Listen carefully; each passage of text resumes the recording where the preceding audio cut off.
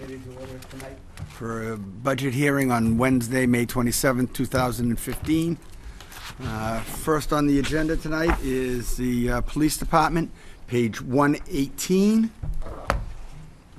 Police Department Personal Services, $4,628,965. Benefits and stipends, $1,531,151. Total police, $6,160,116. Chief Martineau, Good evening, councilors. anything you'd like to say before we ask questions? Nope, I was looking forward to this evening, a little anxious since it's my first one. So hopefully I'm prepared to give the answers you'd like to hear this evening. I suspect you're prepared. Thank you. Comments or questions from the councilors? Councilor Green. We talk about this at length during our NICE meetings, but what would be the ideal number of patrolmen on the streets that you would like to have, ideally? In a perfect world, if I could get myself back up into the mid-80s to 90, 88 to 90. I was fortunate enough to see many different stages in my career at the Fitchburg Police Department. When I first came on, we were only 49 patrolmen. So I've seen the swing from 49 patrolmen up to a high of 98. 98's on the high end. I'd say if I had between 88 and 90, there's some great programs I could implement, do things that we're not doing now. But rest assured, with the manpower I have now, the city is a safe city, and I'm making sure that the manpower is displaced in the proper spots. Well, I appreciate when you say that you're going to have, a patrolman down on Main Street. I've seen the patrolman on Main Street. When you say that you're going to stop speeding cars on Airport Road, you're there on Airport Road. So I just want to commend you in the work that you're doing in the relatively short period of time that you've been here. It's been nice to see the presence. Thank you. Thank you. Councilor Caddy. Just, explain to us a little bit what the $40,000 will do with the reserve officers. Sure. I briefly started touching the reserve officers last night at the Finance Committee. Last night at the Finance, I asked for an appropriation of funds for $29,000 for equipment for a reserve program. One of the first things that I looked at when I became chief was the aging workforce that we have. If you look at the Fitchburg Police Department right now, the average age of a Fitchburg police officer is roughly 47 years old. A good majority of our police officers were hired from 1990 to 1997, and during that period, that was the COPS administration grant from President Clinton, and we hired probably 30, 35 police officers during that stretch of time. Within the next 5 to 10 years, those officers are going to be eligible for retirement. And I've noticed how long it takes to get a police officer from the day we put them on a civil service list to the day I get them out in the street. It's turning out to be 12 to 14 months. I had to find a way to speed up this process, and what came to my attention was the possibility of creating a reserve police force. Now, there's different things out there. There's auxiliary police, which Fitchburg used to have. There's intimate reserve, and then there's a civil service reserve. What I liked about the civil service reserve is you're actually pulling names from the Massachusetts Civil Service list. You're pulling names of candidates that would be part of your organization if you were hiring full-time officers. By creating, let me back up a little bit, the reserve, under Mass General Law, they dictate how many reserve officers you can have in your police department. Based on the size of our city, I can have up to 17 reserve police officers. I'd like to start it, I'm talking about starting at half that size with 8 police officers. What it's going to give me the opportunity is hire 8 police officers, reserve police officers, at a substantially less money than hiring a full-time police officer. And these are the same guys that we're going to be hiring 3 to 4 years from now as full-time police officers. It's going to give me the opportunity to evaluate these policemen, train these officers, so when we do have an opening 2 years from now and there's a retirement, I pull directly from my reserve list. I go right to the reserve list. I ask candidate A, would you like full-time employment with the city of Fitchburg? They say yes. They've already been trained for 2 years. I send them right to the academy. There's no background checks because we've already done that. They go right to the academy, and when they're done the academy, their training's done. They're hitting the street. I can cut down on the time it takes to hire a police officer probably by 6 to 7 months. And in the meantime, we're gonna end up with a better candidate because it's gonna give me the opportunity to evaluate them and train them. In addition, having 8 extra reserve police officers, it's gonna give me the opportunity to put those bodies out there. They're gonna augment the force. I'm not supplementing what we have. For instance, on a Friday night, I go down to 5 cars on 3 to 11 on a Friday night. I have 3 reserves working that Friday night. Those 3 reserves I'll have 3 two-man cars. The way we collect data through crime analysis, Christy Andrews, everything is data-driven now. So we're dictating exactly the hotspots in the city. So I'm gonna have all these extra reserves that I can put two-man cars at a very minimal cost. And it's gonna be beneficial to the police department, to the city when it comes to training and having extra policemen out there. Thank you. Chief, overtime. We're requested 400,000, we got 405, but numbers were higher. That's down $111,000. Do we anticipate that we'll only spend that 405, or do we anticipate that during the year we'll be back asking for more? We went back and forth on that number. We're down manpower right now. So that last year's figure of $500,000, we were down 5-6 bodies last year, which created a lot of overtime. Overtime is through investigations, court appearances, there's a whole host of things. I thought that number of 400, 405 was a good starting point. I may have to come back here. We all know that police work is fluid. Things could change in a heartbeat. I could have 3 officers out injured. So I thought it was a good starting point for the budget, and if we have to go up, I will. So it wasn't put in there intentionally low, knowing that you'd come back and No, nothing we we can do. discussed it, and we thought that was a good starting point. Okay. It wasn't too low, but it would be a good starting point. Second one is the line item for the sergeants is down 36,579. Yes. Is that because we have new sergeants and they're at a lower rate of pay, or because we're going to have less sergeants? Nope. One of the first things I did when I took over as chief, I wanted to rearrange the command staff. When I took over, we had 3 lieutenants and we had 10 sergeants. I wanted to create a new position within the police department, an administrative lieutenant's position. Currently, I have Lieutenant Hess in that position. Okay. So what you're seeing there is a reduction in the sergeants, and I added a The increase in the lieutenant. lieutenants. Yes. That's where I was going next. Thank you. Anybody else have questions or comments? Councilor Clark? Mr. President. Chief, for as long as I've been here, I've always asked a question about the learning resource officer. Learning resource officer, and how maybe 10 years ago, we would fight for that position, and then a couple of years after that, we would give part-time here, and it's evolved throughout the years. Where is that program right now, as far as officers in the schools? Okay, so you're talking about a school resource officer, like not learning resource? Correct. A school resource. That's right. Currently, we have 3 school resource officers. We have Officer Lambert, that's at Fitchburg High School, Officer Chandler, that handles our middle schools, and Officer Romano, who is at Monty Tech. So I have 3 school resource officers out there. In addition, we've been doing some work with the Sizer School. They don't have a school resource officer, but they've called for a few things, and I'm trying to accommodate them the best I can. So we've done some stuff at the Sizer School as well. But I have 3 school resource officers. They're invaluable. The intel that they bring back to the police department on a daily basis it's invaluable, and I hope to continue with that program as long as I'm chief. Is that the way it was last year? It was identical. 3 officers, 2 of them are budget. All 3 of them come out of my budget. Then Monty Tech reimburses through free cash for their school resource officer. But all 3 are in this budget. Thank you, Chief. Welcome. Councilor Bezal?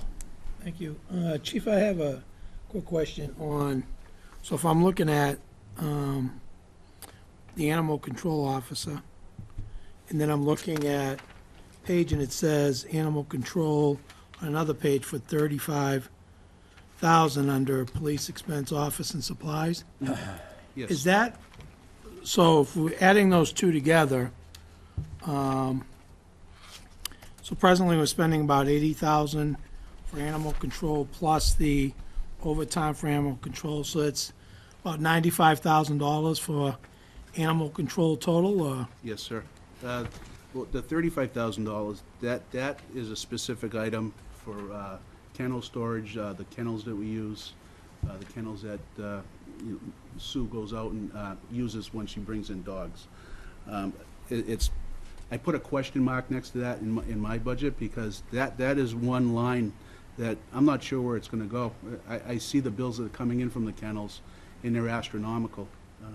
I don't have any choices, because this is the route we have taken, so we came up with that number, 35,000. I'm hoping that suffices for the year, but that's one of those ones that that's gonna be a wait and see, because I don't know what the year's gonna bring with Sue and what we have to do for kennel storage.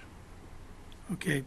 And the other question that I had is on the domestic violence, 46,217, and that's strictly paid for by a grant? Yes, at the bottom, you see less grants at the identical figure. We're very fortunate in Fitchburg where our domestic violence program has evolved to. Our domestic violence advocate, she does an exceptional job, and we were awarded a state grant that picked up her entire salary. Some of the things we're doing in domestic violence, we're leading the way in the state. People are starting to model after some of the things we do when it comes to domestic violence. And I can imagine you must get quite a few calls that involve domestic violence related things. So my question would be is, would we continue to fund that if the grants weren't there? Because I think it's something that we definitely would need. I would do everything in my power. It's very important to our community that I provide that type of service. Domestics can be some of the most traumatic events police officers going to, or people being involved in. They can be very heated. We've had domestic homicides in the past in the city. That's a position that is extremely important to the police department and the community as a whole. So I would do everything in my power to maintain that, even if we lost grants. But the work we're doing, I don't foresee that in the next couple of years. I mean, she's doing such an exceptional job that the grants are coming in and we're qualifying for them. All right, thank you. Any other, Councilor Bean? Question to you, Chief, and welcome, Chief. Thank you. Just had a quick question about your vehicles and equipment, what condition they're in. I mean, in the past, some cities have used free cash to purchase equipment. I don't know what our condition of our equipment currently is, if you could just give me an update. Sure. I can honestly say it, in the 29 years I've been there, the equipment of the Fitchburg Police Department and our fleet has never been in better shape. And that's thanks to the mayor's office and this body right here. My predecessors, Chief DeMore and Chief Kearns, they did a phenomenal job making sure that we stayed on top of that. You know, I remember times in the early 90s that, quite frankly, we were the laughing stock. Some of our cars looked awful. And that's the image we're trying to portray to the city. When people come into the city from out of town and they see a police car going by, when it's new, it's shiny, it just reflects well on the city. And we've done well over the years. We're not able to put it into the budget. I've done it just recently. I've not promoted, but I've assigned one of my sergeants to be the fleet maintenance supervisor. I'm starting to look for extra duties for each of my supervisors. Mm-hmm. I've assigned Sergeant Simons, who's a car buff, to be in charge of the fleet. Okay. And he gave me a detail. I have an idea what I'm going to be looking for this year for car replacements, but what's happening is it's getting smaller and smaller. If you maintain a fleet, you won't have to purchase 5, 6, 7 cars at a time. Right. So the answer is we're in excellent shape, the best I've seen it in 29 years. And then the second question was regarding the building you're in, the structure. It's fairly old. It's getting to be an old building. Upkeep there, or is it some major? What do we have to look forward to? That could use some improvements. I've had some conversations with the mayor, different ideas. There's some things that I would love long-term. If I'm going to stay in that building, I have some long-term ideas for that building. If I'm not going to stay in that building, then the long-term ideas don't help. But we have an aging building.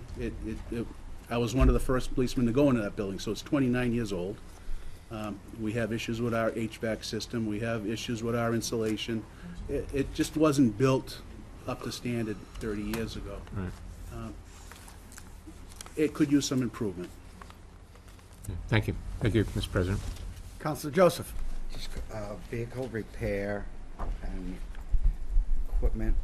I know we just transferred money out of that account last night because for other things, but now you've got an increase in that account of $20,000. Is there, I mean, we just took money out of there because you had too much money and now you want to put more money into it. It was the way that things came across, Right. and we put it back in.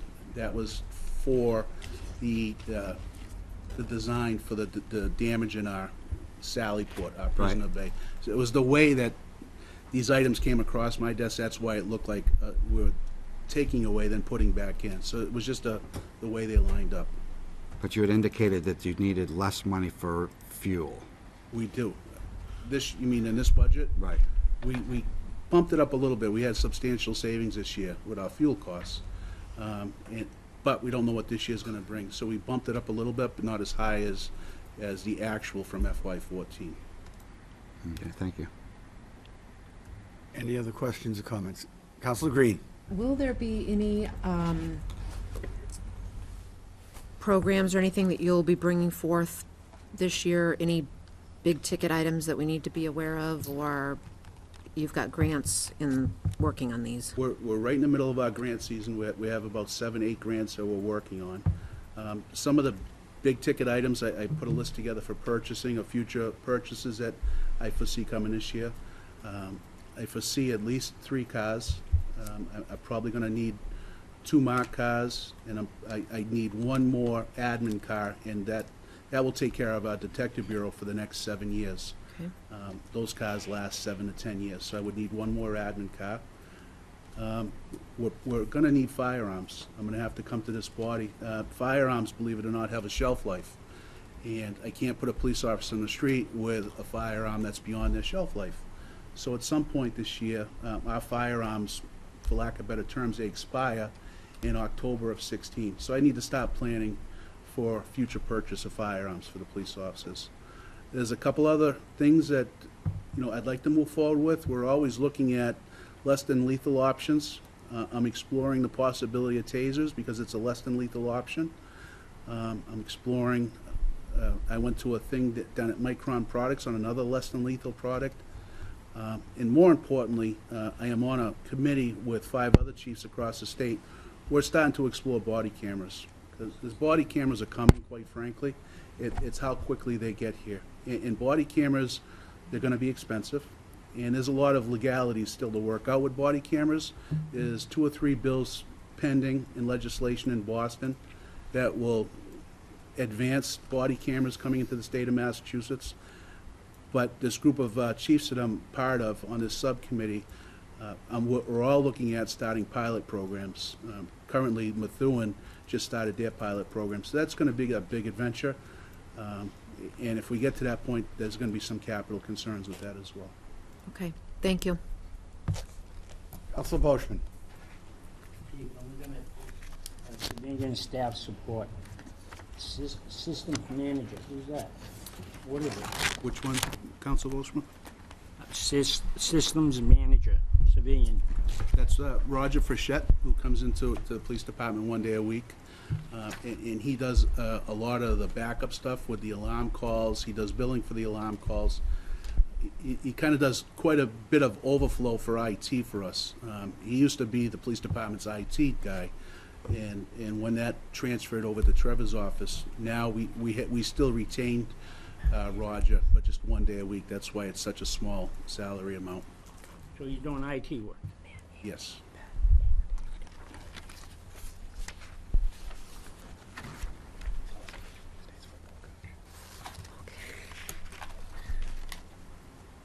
And the uniforms on your civilian dispatch uniforms, what do they need uniforms for, and beyond the glass? You want, when someone comes into the police department, you want, once again, it's image. I don't want dispatchers in there, one wearing a pink shirt, one wearing yellow shirt. It's like the policemen. You want all policemen to wear the, we have a strict policy. Everybody wears the same shirt, everybody wears the same pants, the hats. When you come into the police department, you're gonna see our dispatchers, they all look alike. It's just, it's an image. And that's what you wanna portray when people do come into the building. Now, do they buy the uniforms, do they rent them, or do they buy their own clothes? We supply it with that budget item. Okay. All right. That's all. Any other questions or comments? Thank you, Chief. Thank you very much.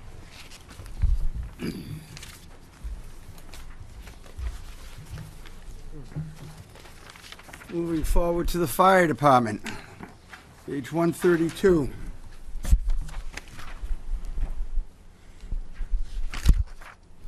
Fire department.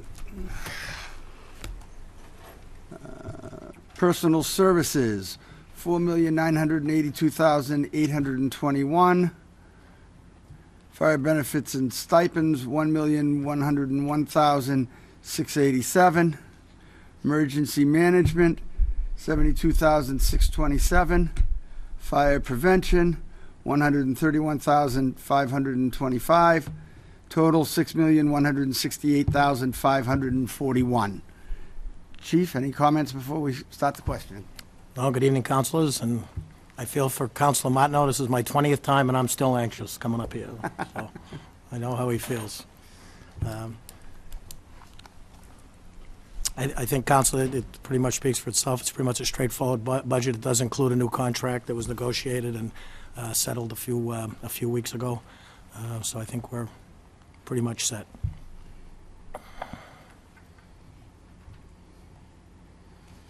Councilor Green.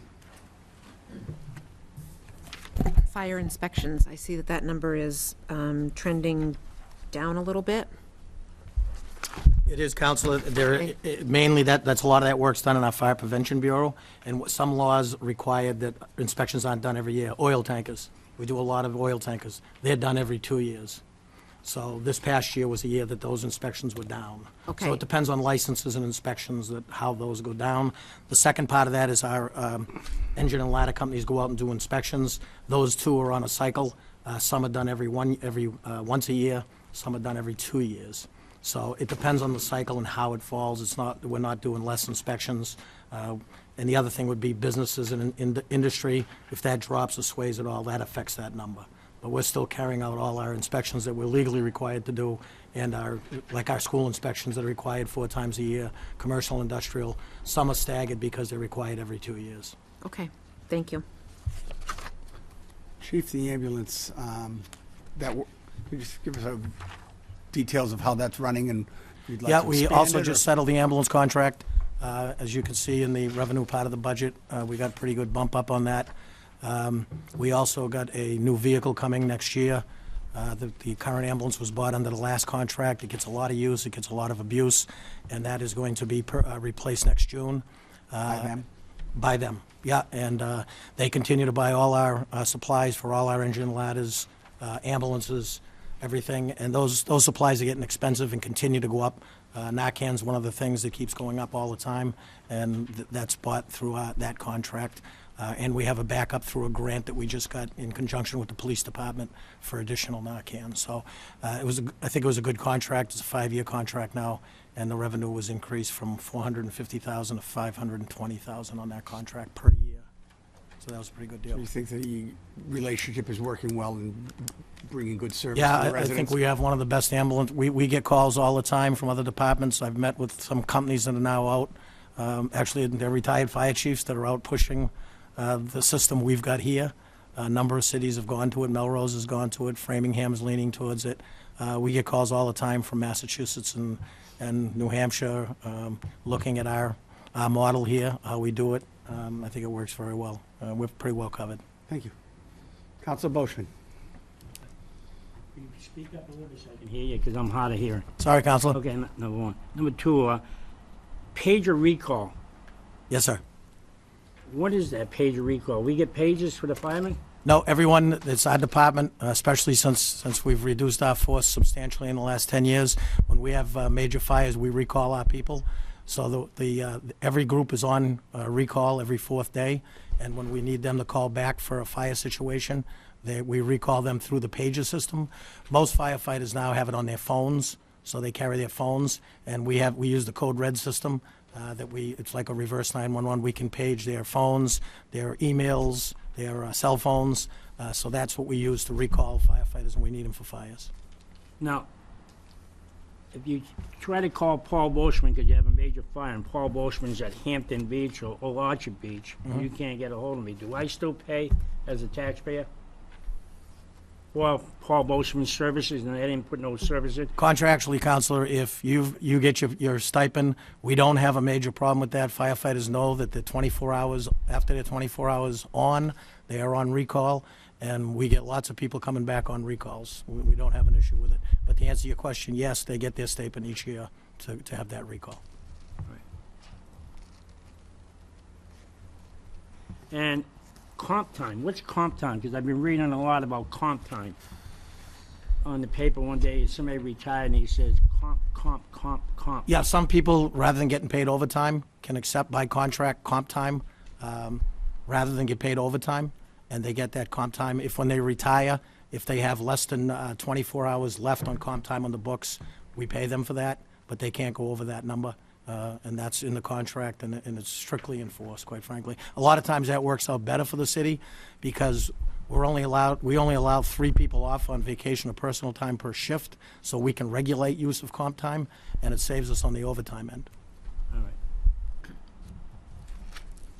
Okay, thank you. Counselor Joseph.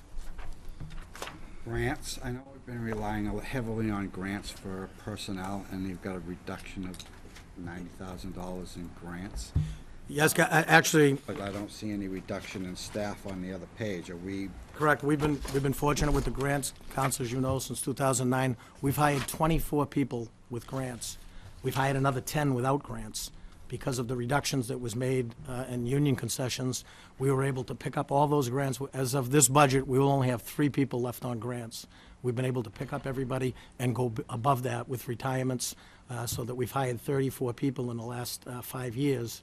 Of course, we've had about 37 retirements, but we've been able to absorb all that between the reductions, the increase in ambulance revenues, and we've absorbed all that and been able to continue paying those people even after the grants expire. okay, so your staffing is maintained, or not maintained, but increased from FY 14 to 16 to 50 people, and you're keeping the same amount of, well, firefighters, I'm saying, your staff of 50 firefighters, even though... Are you looking at the staffing grant, Council? Right. Okay. So even though we've reduced the amount of grants for staff, we're still maintaining the number of... Yeah, you're looking on page 137, Right. FY14. Yeah. Yeah, we were at 76.7, that's total people in our department, and now we've gone up to, last year we were at 81.7, and we're continuing to amend that at 81.7. Okay, thank you. Chief, we got incentives going down by 119,687. That's correct, Council, under the new contract. One of those stipends that were under that was rolled in, as we've talked about here, and I think many councils were in favor of over the years, so that job is part of their job, and they do that, so that stipend has now been rolled into their pay under the new contract. Thank you. And there'll be another very small one next year under that also that we rolled in. Excellent. Counselor Tran. Thank you, Mr. President. Chief, what is the lifespan of a ladder truck? When was the last time we purchased one, and when do we anticipate buying one? Actually, Councilor, I heard Councilor Bean ask that question to Chief Martineau. Our ladder trucks are in pretty good shape. We bought a ladder truck in 2003. They're up to about $1 million now for those trucks. And then we got the grant in 2011 that bought our new ladder truck. Only one ladder truck is in service at a time, as you know.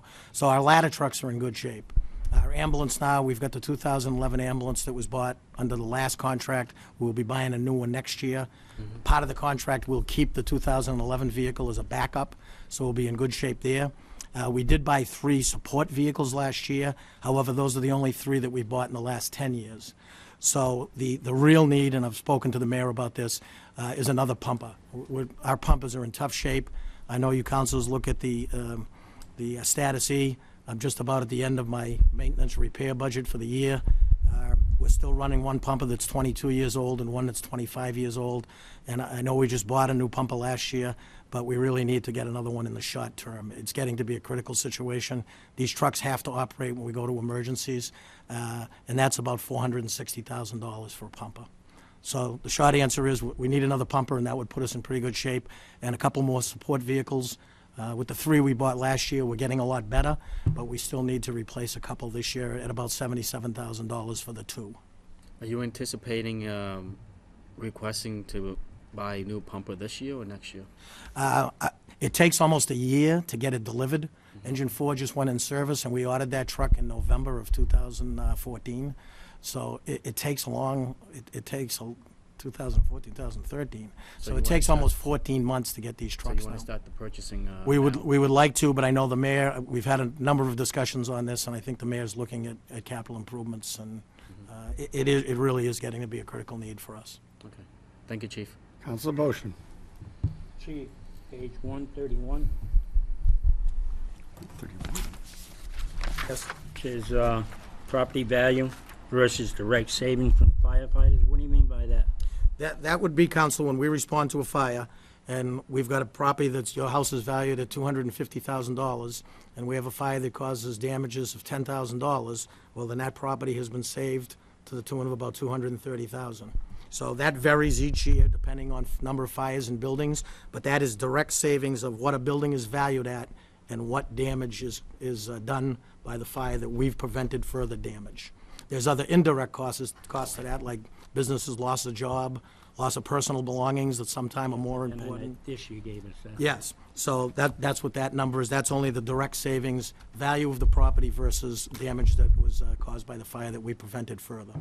Now, do you think Fitchburg, Massachusetts, with us having firemen versus the city of Ashburnham, they had volunteer firemen, are we better off having permanent firemen on the fire department? What I'm trying to say, does our insurance rate go down because we have full-time firemen on staff all the time versus Ashburnham having volunteers where they have to call up and ring a bell? Yep, a couple of answers to that question, Counselor. Yes, it does. Our insurance, we've got a Class 2 ISO insurance rating in the city. I think there's only 7 other cities in the Commonwealth that have a Class 2 ISO rating, which sets your insurance premiums. There's only one Class 1, which is Cambridge. So yes, we do. There is a savings to the citizens of Fitchburg on their insurance rates, number one. But the biggest thing is the savings of property and lives and damage to property. We have over 312 building fires a year, fires in buildings in the city. No disrespect to any other town around us. There are no such thing as a volunteer firefighter anymore. They're all trained. They come to work. They get paid when they come to work. And even Ashburnham has 5 people on during the day up in Ashburnham that are full-time people. That's the same in most communities around us. And it all comes down to call volume, same with medical response. And it all comes down to getting there within the time with the properly trained people and the proper equipment to make sure you can handle that situation in the right amount of time. So unequivocally, my answer is yes. Okay, thank you. Thank you, Steve. Counselor Kuchmarek. Chief, I see in terms of the FEMA and training directed, this is the first year you'll have full funding and a full-time designated person for the entire year. Now that person, I believe, has six months behind or under their belts. Do you anticipate any changes in being able to expand programs or expand services or coverage? Yeah, as you know, Counselor, Lieutenant Liberatore took that job. He's done a great job. That's not his only hat. He's also our training officer, and he also jumps in and does other things as a day person. As I've said before, the budget in Leominster for Leominster Emergency Managers is $260,000 with 2 full-time people. So I think that we do a pretty good job on that end with what Rich does. He has worked hard with the volunteers, the CERT people, to try and recruit more people. And he obviously jumped right into the fire with the winter we had, with funding that we had to get from the state and help we had to get. So the short answer is yes, he's working hard. He's learned the job. He's still going to a lot of trainings for both as a training officer and as a FEMA rep, and learning a lot. And I'm sure he's going to be coming back here with other ideas and ways. He just handled the rodeo for us at the airport this weekend. Went off very successfully. So I think that's going very well, and we're going to keep moving in. He does have a captain that assists him with FEMA, and he has a captain that assists him with training also. They had been doing the job in the interim. So I'm sure you're going to hear more things from our FEMA office, and make sure we get the word out and get things done. Great, thank you. Any other questions or comments for the fire chief? Thank you, chief. Thank you, councilors.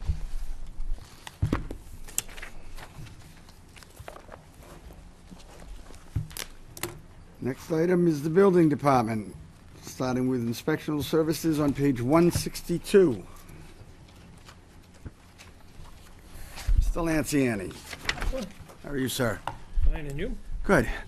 Let's see, we have personal services of $433,579. Inspectional services expenses, $29,700. Total of $463,279. Any comment before? Be happy to answer your questions, councilors. Okay. Counselor Green. Hello there. We've heard many times this year alone that sometimes the building department is not real customer service friendly. And I would like to know if you find that in fact the case, true in point, or if people have a hard time just kind of hearing no on what they would like to do for projects. I think that there are times when people feel that we're not being customer friendly because we have to say no. Our job is to enforce the codes. Interpret and enforce. And there are a lot of people that don't like being told that something they're doing doesn't comply with the building code or the wiring code or the plumbing codes. The codes have changed. The year that I came here 5 years ago, the state had adopted a new code, and we went from using 2 books to being about 15 books. The code right now is going through the state's process. We should be having a new building code before the end of this calendar year, which is going to require a lot more of property owners as far as energy conservation, tougher requirements for life safety issues in the building codes, and it's going to limit the ability of people that aren't keeping up with their training to do work. And that's where a lot of people are not liking hearing no. I personally, and I've tried to encourage all of my employees to take the time to answer people's questions and explain why we have to say no. Some people just don't want to hear it. Once they've heard we can't do something, they don't want to hear the explanations. But I've tried to be customer service oriented, and it's a work in progress. We continue to work on some of our skills. Human Resources has said that they're going to be providing us more training to help towards that goal. But the perception is out there with some people that we're not customer friendly. I routinely have people from the far other side that come to the city hall and tell me that employees did something that they felt was above and beyond, and they are reaching out to customers. So I don't know that they come to you or other councilors and share that with you, but Mary Jo, the new economic development, we've spoken a couple of times only, and there were some, when she gets settled in a little more, there are some things that I've suggested to her I want to talk to her about how we can help with the business community to feel that we are friendlier and cutting through some of what they see as difficulties to establish businesses here in the city. There are some things that are in our city code that came out of the building code years ago that we'll probably be looking at taking out this year, along the line of inspections that we require of business owners that are no longer required in the state building code that we'd probably be looking at eliminating from our city code in the near future, which will help some of that perception. All right, because I mean, you and I have always had a good working relationship, and I see that, you know, because we hear this, you know what I mean? Oh, building department not business friendly, not customer service friendly, but yet I see that we're issuing more permits now than we have before. So I'd like to say that I think that the department's doing well. And I appreciate the fact that you acknowledge that there's some areas in the department that could use improvement. So I appreciate that. Thank you. Thank you. Counselor Dean Talley. There's a plumbing inspector, a wiring inspector, and 2 full-time inspectors on top of yourself, right? So that's 3? Yes. Would you say that you get 3 full-time employees amount of work out of your building staff? You and the other 2? Or are you really getting 2.5? I'm getting, all of my employees are working every day. I have 1 employee, a building inspector, who has had some health issues, and with the assistance of the Human Resources and the Mayor's office and myself, we have reduced his outside of the building inspections while he was getting some medical assistance. He's now well back on his way to doing daily inspections. He's been cleared by all of his medical personnel to return to doing all the inspections, and we are working to get all of the inspectors to be doing all of the inspecting work that they need to do. He has been doing some work other than that, based on requirements from his doctors and with the advice of Human Resources on how to handle that. Second question, on City Hall. Frequently, I'm asked by members of the public, and it's a legitimate question that they have, one that I'm probably sure you have heard of. I think it was a couple of years ago, maybe almost 3 years ago, we had outside engineering consultants review the building structure and provide written testimony that the building would not withstand one more significant snowstorm. That was a few years ago. We have just gone through the worst winter we've had in decades, and the building still stands. So the question I get asked a lot, and again, it's a legitimate one, did something get missed with this analysis? Because I recall very vividly the letter we got said what I just said. That one big storm, that building will not stand, or the truss will fail. How do we explain to the public after 3 winters that building is still standing? I'm not sure how it's still standing. I was in there during the winter, and the broken truss has further broken, and I've ordered all of my employees that they do not enter that building alone because of the condition it's in. It has not hit the ground. I don't know why. But that truss sustained more damage this winter. If you noticed as you came up Main Street during the winter, there is more significant bow to that roof than there was in the past. That truss is worse than it was when we entered the fall. I think that the engineers were right advising us not to be in there, but I can only look at, we had 3 separate engineers tell us that that building was dangerous because of that truss. Seeing it myself, I agreed completely. It is dangerous. But heavy timber construction, what day it's going to fall to the ground is very hard to determine. And with no utilities in there, we've shut the sprinkler system off. The power is limited to just the necessary lights. We don't heat the building. We've taken everything of value out of there. But I can't tell you what day it's gonna fall, but I am very nervous. When I go there and have to go in the building, I look at it from outside. As I'm coming up the street, I stop and look at the other doors to see if there's any change in settling. And when I open the door, I've made it, when I know someone's going, I'm the first one in. Because I've made the decision that if I know other people are going in, I feel that I just feel that I don't want them endangering their lives until I've gone in and felt that, okay, come on in. Third question, your wiring inspector, my understanding, is retiring?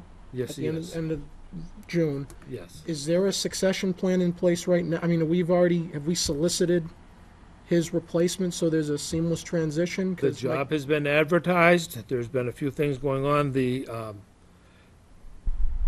time for that is up. I'm hoping to be talking with Human Resources now that Memorial Day is over and setting up a schedule in the next week to 10 days to be doing interviewing and choosing a candidate. Now, on a related note, the proposal in the budget for wire inspector is $77,133. Was this budget put together knowing he was retiring? Because that salary is within $1,000 of the FY15 number. So I'm just want to make sure, is that based on what we're requiring, or because you have someone who's been on there for several years, retiring, and the new person's going to be the same salary as the outgoing person? The new person is not going to be the same salary.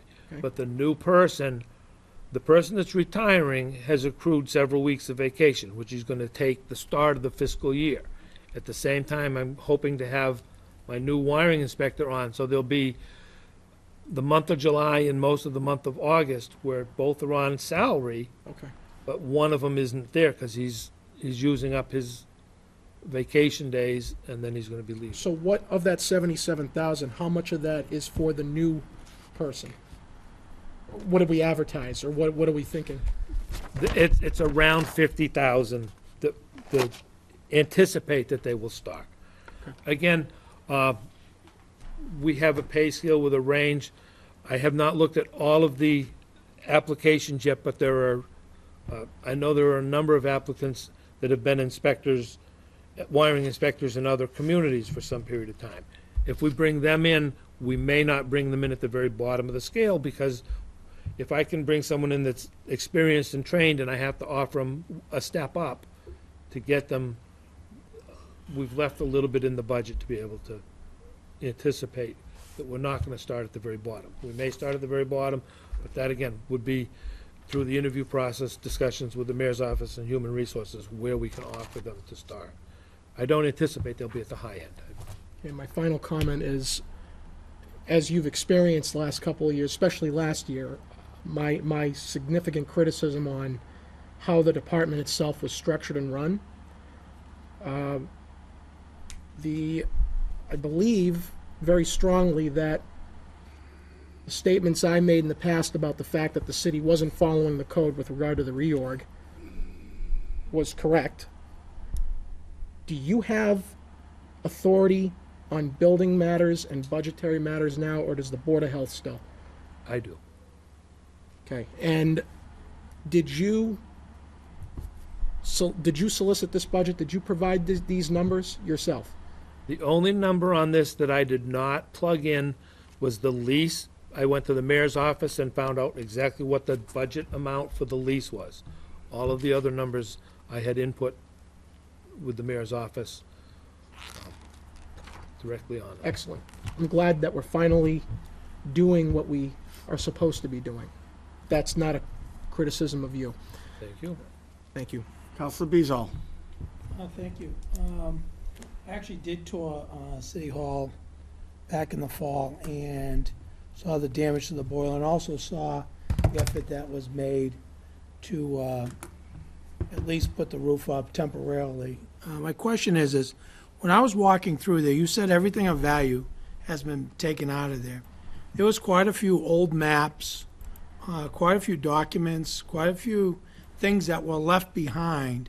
And in talking to a couple of department managers, the concern was there were records in there at the time that could never be replaced if they became damaged. So we don't have any heat, electricity, there's nothing going on.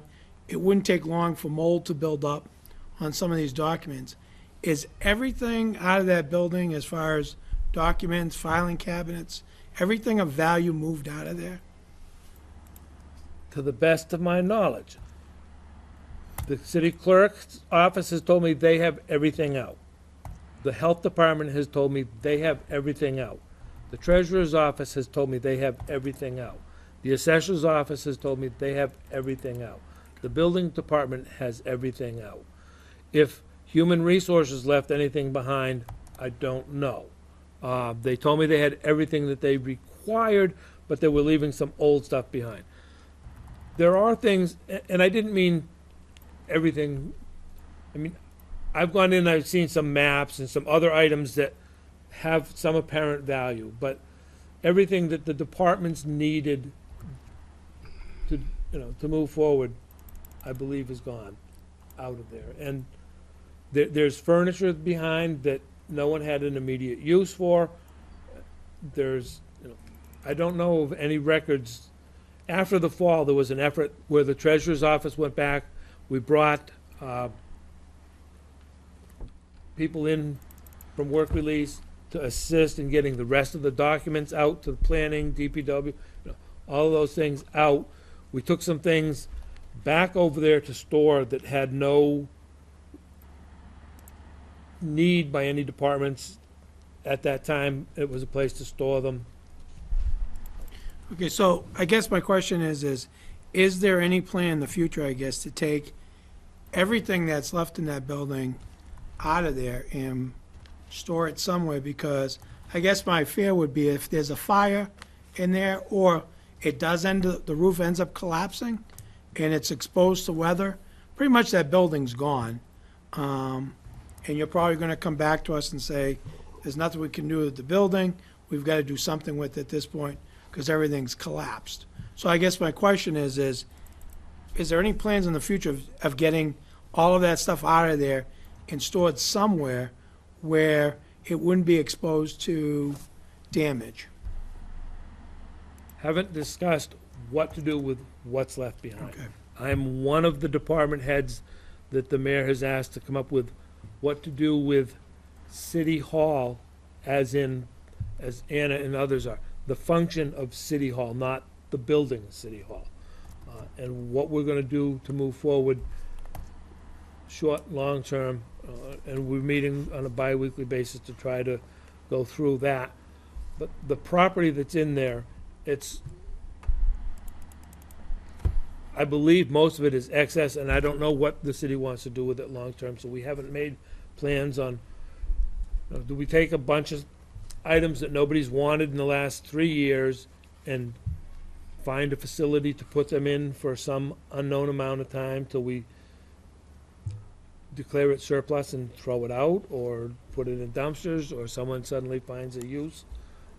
We haven't discussed that. Okay. And just one last question. So if the building does collapse, like the roof collapses on there, as the building commissioner, what is the next step to take after that? I mean, what do you do in that situation?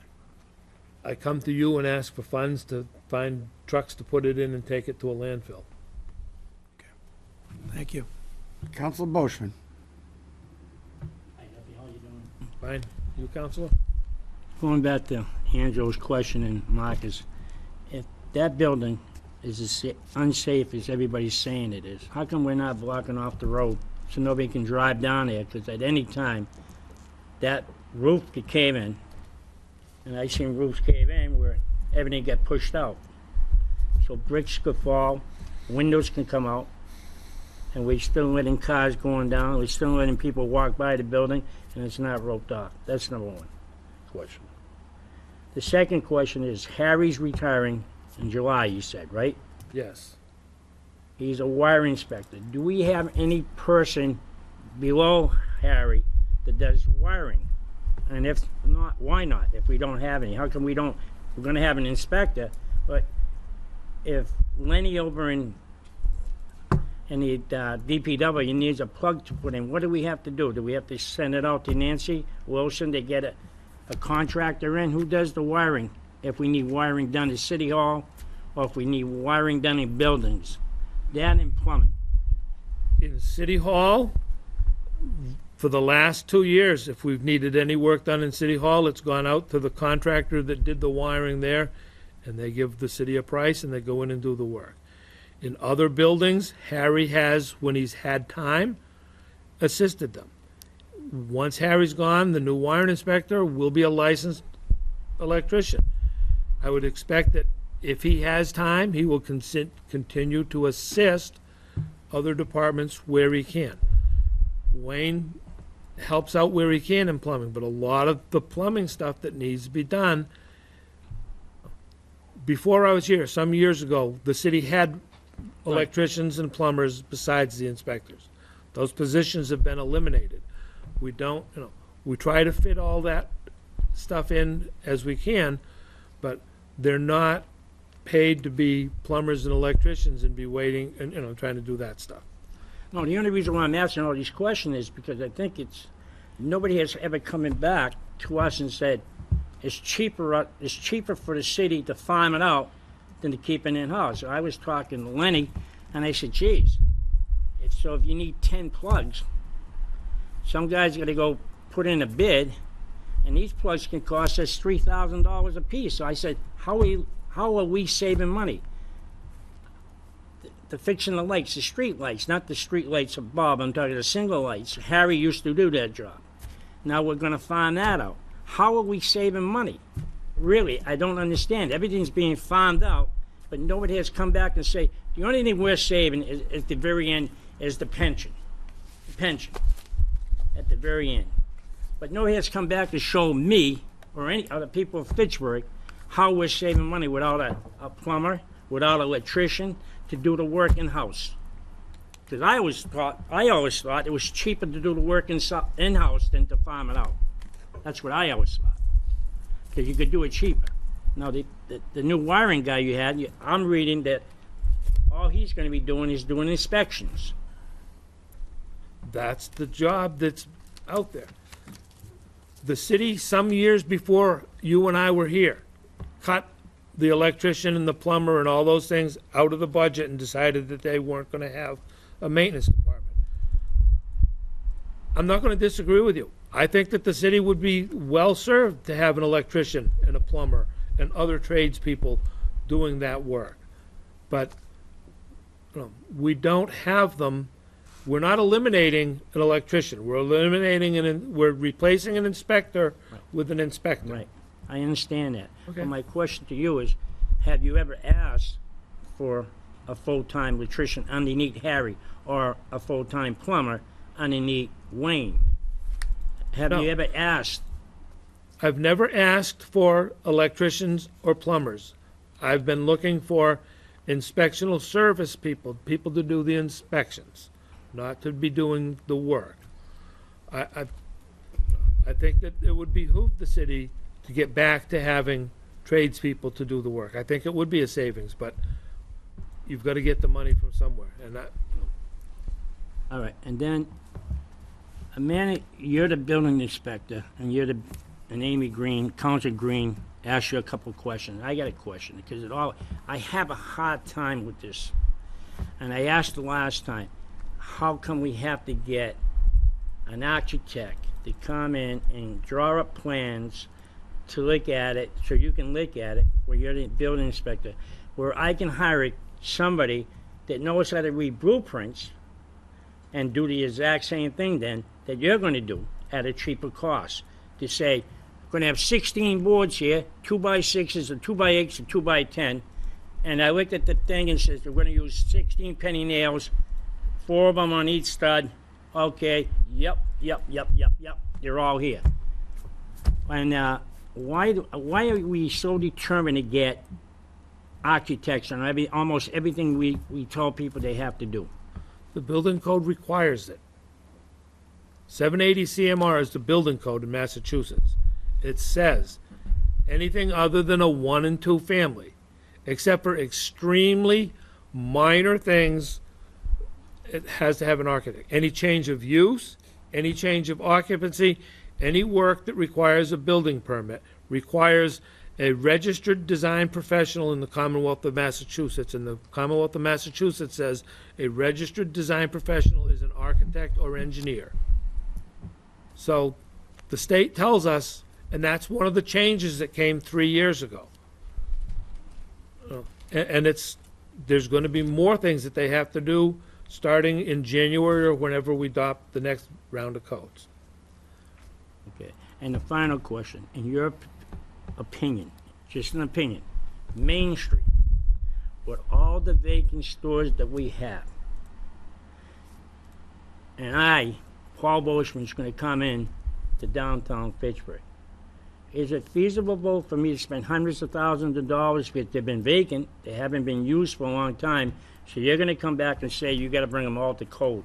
Or would it be just cheaper to tear down the whole damn Main Street and start all over again? In your opinion?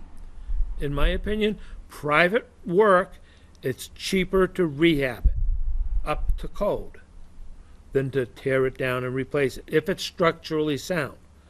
There are buildings that, because of the way they were built, the cost to rehab them is so prohibitive that, yes, it's cheaper to take it down and start over.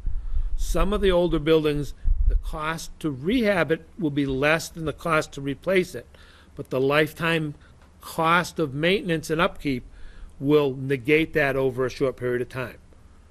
But Okay, thank you. Counselor Kuchmarek.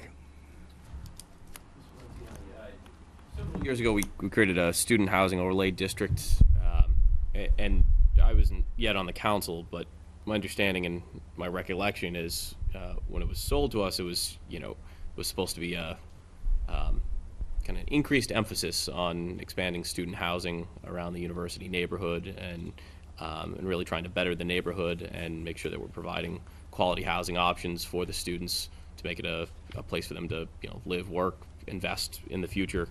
But yet on the private end, when I go through those neighborhoods, I haven't seen a whole lot of change in the past 13 years. And particularly since the creation of the overlay district, there was one substantial private development that occurred in, I believe, Simon's Hall. But aside from that, I haven't really seen a marked improvement, and I wonder, what have we done to improve? Where can we improve in that area? What kind of collaborations have been formed to help us, put together maybe a 10-year plan to bring us from where we are to where we should be in that neighborhood? I think that's more planning, and from building code, we've been looking at enforcing the code. We don't necessarily go out and try to direct people how to redevelop or reinvest. There's two projects that happened. One is the one on Day Street, and one is Simon's Hall. The one on Day Street, my understanding, because I talk to that developer more often, has gotten to a break-even point for them. The other one is not making it financially. They're just not drawing the students they need to. For whatever reason, it seems to me the students are making a choice to live in the housing that's there. We have a couple of property owners. Given the that- option, for a college student with $500 in your pocket, you're always going to choose the most affordable option. Of course, you're not going to choose the option that might be twice as expensive, but is actually up to code. You're always going to go with the building that, there's a room that has electricity. That works for me. I know that because I was in those shoes 7-8 years ago. And I look at it and say, what if we have to protect them from themselves in some instances. And you look at buildings down there, they haven't changed. You look at, and in fact, they look like they've depreciated. They look like I wouldn't step onto that front porch if I had to knock at their door. And I sure as heck wouldn't want 100 people in that building on a Thursday, Friday, Saturday night. And while I understand there's, you can't just kick down the front door and walk in and start writing citations, I guess what is the plan so that we can I'm sure you're aware of properties that aren't up to code, but you might not have the means to get in there. What is the plan for us to be able to improve it from a code standpoint? Where can we collaborate? Where can we improve? Well, that's part of what the NICE team has been trying to work on. We're trying to work with the Board of Health, the Fire Department, the City Solicitor's Office, and myself to go after some of these people. Unfortunately, we have a few landlords that don't want to make improvements to their properties. We have one landlord who tells his tenants, you call the Board of Health, or you call the building department, or you call the fire department, or you let them in the building, I'm evicting you. How do we get through to that person? We're trying we're looking at receiverships to take the worst of the worst away. It's very time intensive, and unfortunately, we had one of the landlords, it took about 6 months to get to the point that we had the buildings to meet the minimum standards. We concluded the cases in court. And that was in February, the end of February, early March. We're now preparing paperwork to take him back to court because it's already gone that far, that fast. There are landlords up there that will not take care of their properties. They're taking cash from the students, and some of the landlords are looking in that neighborhood directly to buy two-family houses and single-family houses, and they're shying away from the multifamilies because we have control over, or some control over multifamilies. And they've made a conscious choice as landlords to go after the fruit that we can't get them in building code things, and then we have to rely on health code things to go after them. I don't know the short term, but we are watching, we are working and trying to get somewhere. And how we're going to break the cycle is going to be a long, arduous chore, unfortunately. Thank you. Councilor Di Natale. A few years ago, the Finance Committee and the council as a whole appropriated tens of thousands of dollars for tablets or technology equipment for your staff to utilize. Do you know what I'm talking about? We bought tablets for each of the inspectors within the building and health departments. Are those being used? They are being used. The software is still, it's getting better. But we are using them. Has it reached its full potential? No. But we are using them. Most of the inspectors are using them on a daily basis. The health department, the company that provided the software has done a lot more to bring inspectional capability to health departments than they have to building departments. And they have recently released a whole bunch of forms and inspectional things for fire. They still haven't caught up to the bill, but we are using them as we can. Because we had discussions about this a while ago, Yeah, and the discussions we've had were you guys weren't using them. and we You have, weren't using them for a while, and you couldn't get any assistance as to how you can use them. gotten some assistance, and we're getting some training, and we're trying to get it up to its full potential. How long from the point of purchase were you able to utilize those in the field? I didn't keep track of the months, but it was quite a while. Months. Yes. So we bought $30,000 of equipment, and they sat in a box for months until your staff was trained and showed how to use them. No. We were shown it was not working as sold by the company that provided us the software. It's getting better. Trevor and Phil continue to try to work with us to get some of the glitches out. As I said, the software provider is spending more effort on other niches than building department niches. Thank you. Move forward to page 164, Building Department Care and Maintenance. City Hall Maintenance, $236,700. Other building miscellaneous expenses, $12,000. Total of $248,700. Questions or comments from the councilors regarding this? Duff?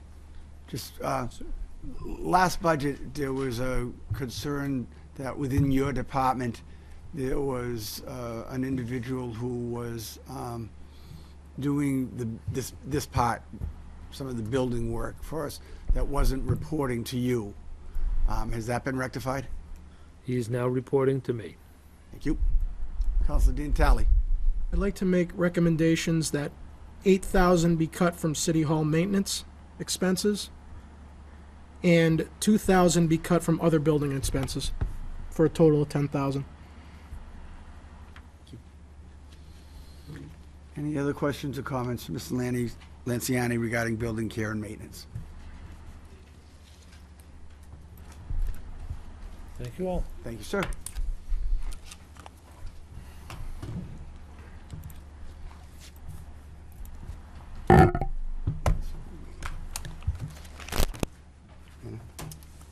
It's part of Public Works, so I would recommend that it goes with public use. We didn't know that when we created the Yeah, schedule. what, I'm sorry? So- Motion and second to adjourn. All those in favor? All those opposed? We are adjourned. Thank you, councilors.